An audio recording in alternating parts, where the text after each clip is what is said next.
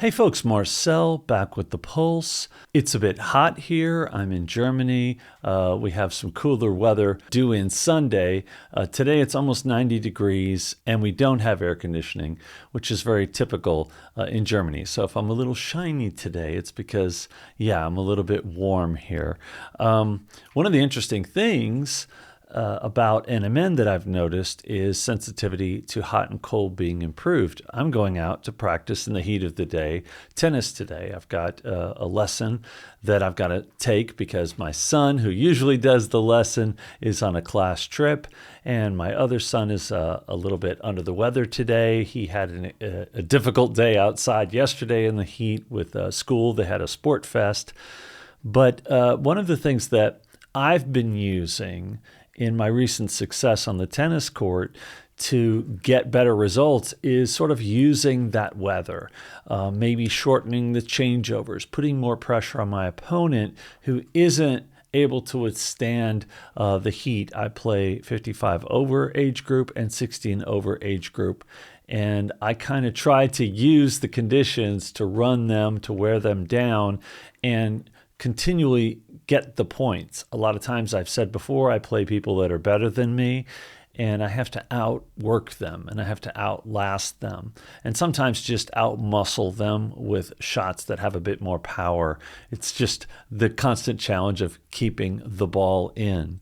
But I went on that rant talking about the heat because it's something that I've found I do pretty well with. I don't dread the hot summers the way that I used to, even without air conditioning. So today I want to talk a bit about such anecdotes, about such results.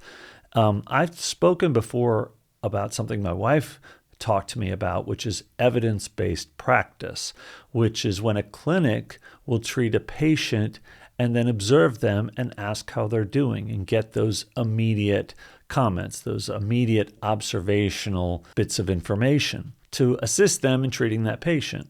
And then they'll take what they learn and treat other patients typically with that, armed with that information. If the Pulse, was some kind of influencer clinic, natural, nutritional, focused health information source, I think that is fair enough in that one of the things that people do comment negatively about my observations or my information is that they'll say, these are just anecdotes. Or they'll say, how can you criticize this and that scientist? How can you criticize drugs? How can you criticize doctors? And what I will say is, I'm showing myself. You can view how I'm doing. You can see my results. You can see the results in the over 150 videos I've posted, so you could track for yourself. And that to me is evidence-based information, how I'm doing over an extended period of time. We're 3 years into this, not 3 weeks, not 3 months. Then you have the collective story from thousands of people over time, and I encourage you to read the comments.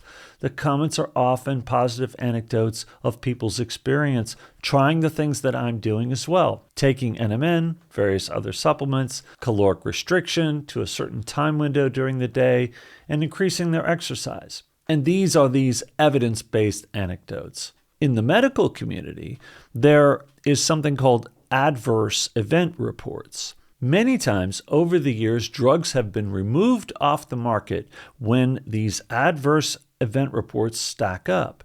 In other words, they've done their research on the drug. It's passed all of the thresholds with the FDA. They bring it to market, and ultimately, people start to have adverse reactions to it. That really is the definition of evidence-based practice. I gave it to some patients. They didn't do well. They didn't respond well. They had too many side effects or developed some other condition. And when these compile enough, and oftentimes these are in the hundreds or even thousands, then the drug can get removed. And this has happened more times than you would believe.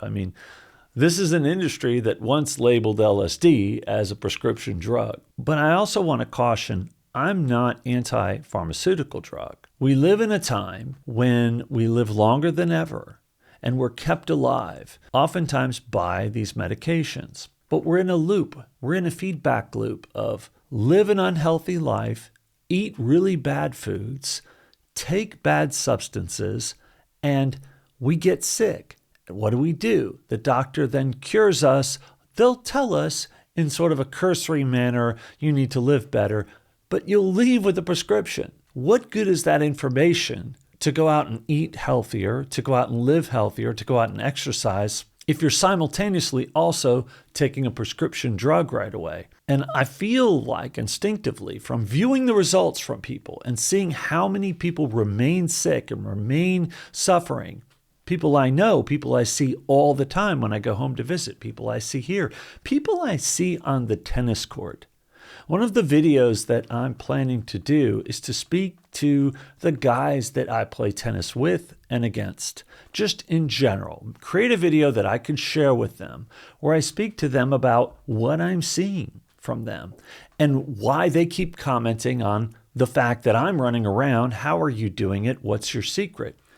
And it's kind of like, well, I tell them about the channel sometimes, but I don't get into a long-winded diatribe about the pulse and all that we do here because it's a lot. It's a lot to absorb. It's a lot. There's a lot more than just one thing.